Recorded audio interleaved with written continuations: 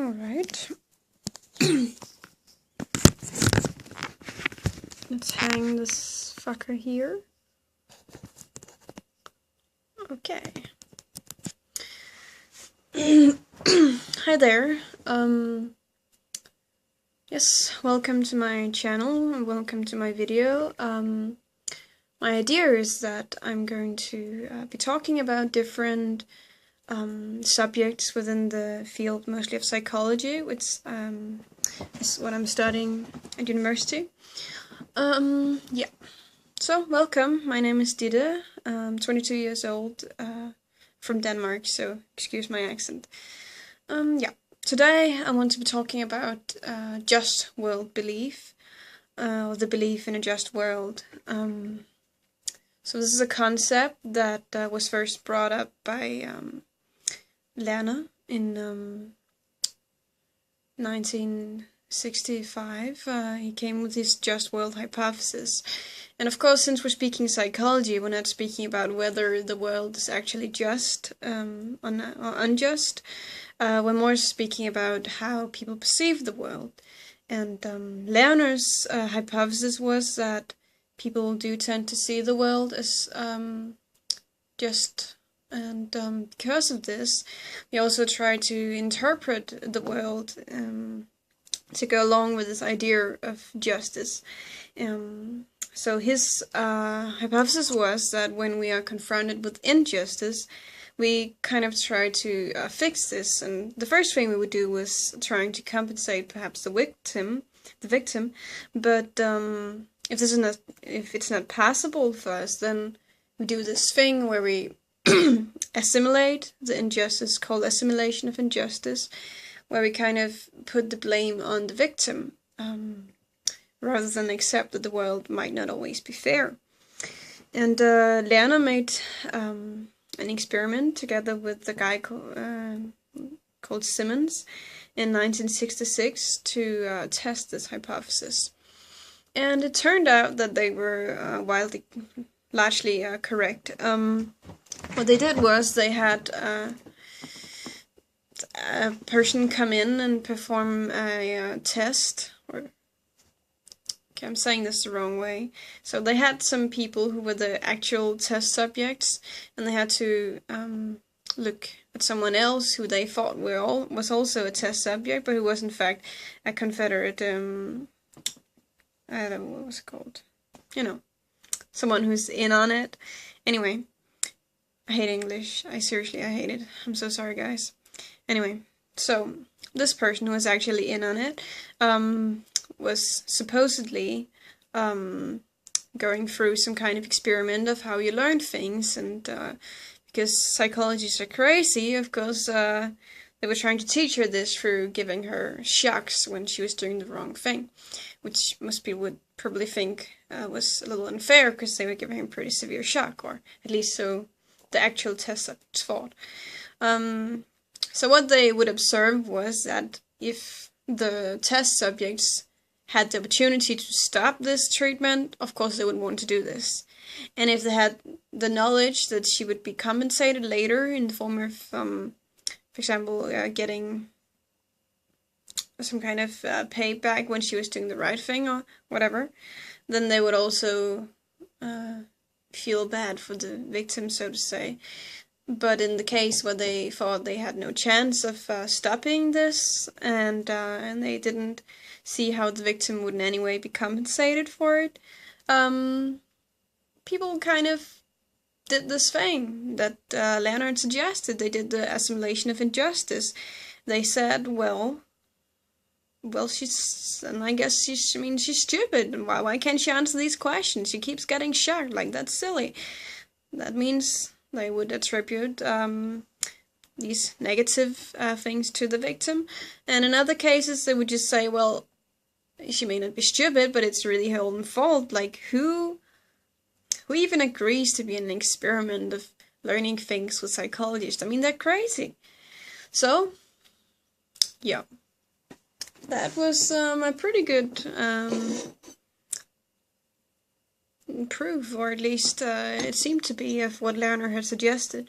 And this experiment, or similar experiments, have been made many times since, and it seems quite clear that this is a thing that people do, which is of course interesting in when we think about how people we feel towards, say, people of a lower social class, people who are rich, and so forward. And for quite some years, this was mainly the focus of this just world belief, was the negative maladaptive consequence that we blame the victim. But in the 70s, people began to think of this in a somewhat different way. They became interested in it as a what's it called? As a personal disposition. Give me a moment.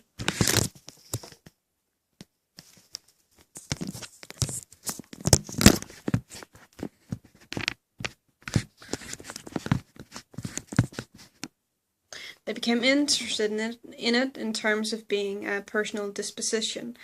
And well, of course, you could say there are many reasons why you would start to think of this, but one is obviously that if you see a tendency amongst a lot of people, you would start to wonder if this is so maladaptive. Like, why are people behaving in this way? What is like the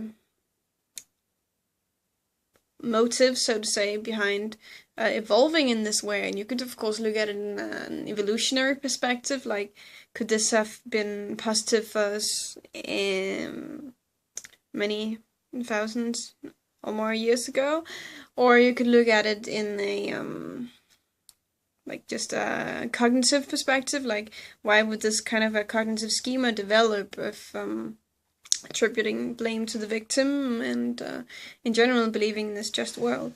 And so the just world belief scale was made by Rubin and Peplau, I believe they were called, in 1975, which was the first measurement, so to say, of to what extent people believed in this just world. And they found a number of interesting things, not just them, but also later people who studied the phenomena in this way. And what they found was, first of all, well, there could be, often there was an overlap between the belief in a just world and kind of religious views, and also kind of authoritarian views. But what they also found, and this is important, is that there were seemingly two different ways of believing in a just world. One they called the general just world belief, another they called the personal just world belief. And the general just world belief, as one might guess, refers to the world being just in general. So you have the general sense that people get what they deserve, and they deserve what they get. For example, when you see a rich person, you think, well, they must have worked really fucking hard for that. You see a poor person, well, they made terrible life choices. This is the kind of belief that you would have if you had a strong general just world belief. Now, a personal just world belief, on the other hand, is a bit different, because this applies mostly to your own fate and not so much other people's. For example, it would be the case that if I had a strong personal just world belief, I would feel more safe, because I would feel, well, I'm basically not a bad person. I haven't done anything wrong, so I don't think that I'm going to get run over. I don't think that I'm going to get that terribly dangerous disease that everyone's talking about. But because it's a personal belief, and it's only related to my own fate, this does not mean that then when I see someone else who did get the terribly dangerous disease, I don't think, well, that person is an asshole, or that person wasn't eating healthy, or they just should have stayed at home in bed. I mean, I don't have the need to blame them, because it's only for myself and for my own fate that I believe in this kind of a just world. And it seems that there's a difference between having a general and personal just world belief in terms of how adaptive or maladaptive this is, because the victim blaming,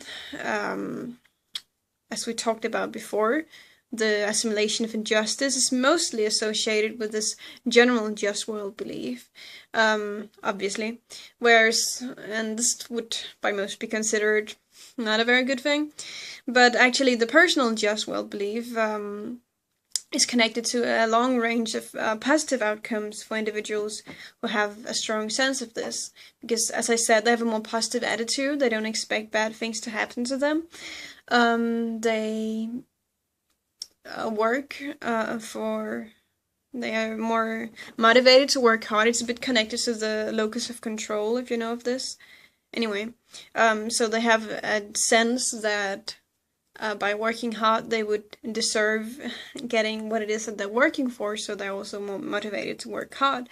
And also, believing in a just world for yourself, it's a bit like signing kind of like a social contract, you know?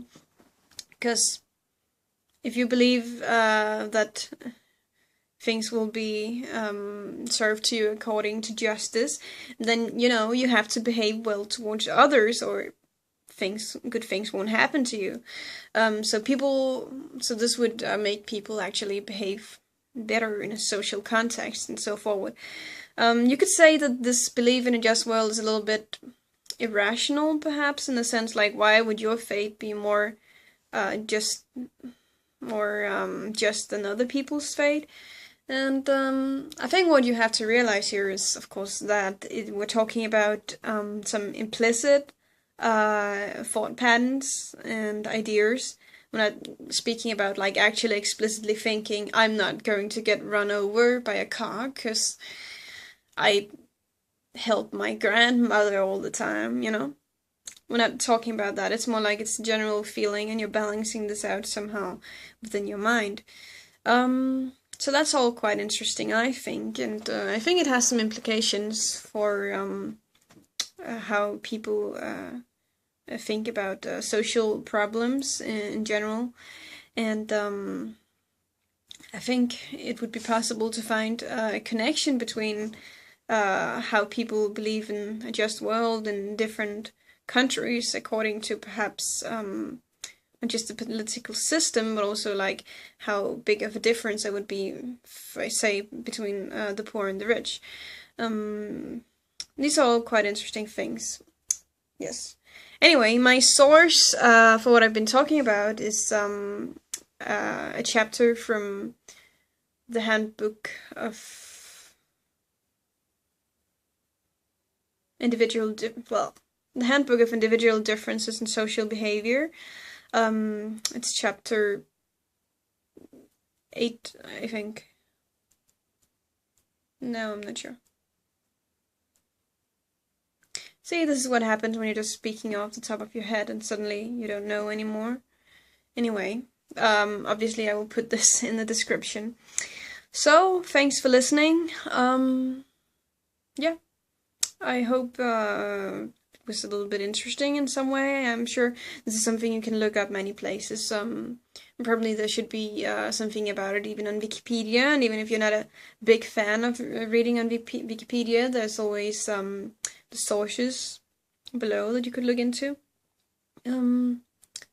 Yes, so anyway, that's all I had to say for today. Thanks for listening, if you were listening. So, yeah, that's a wrap. Bye.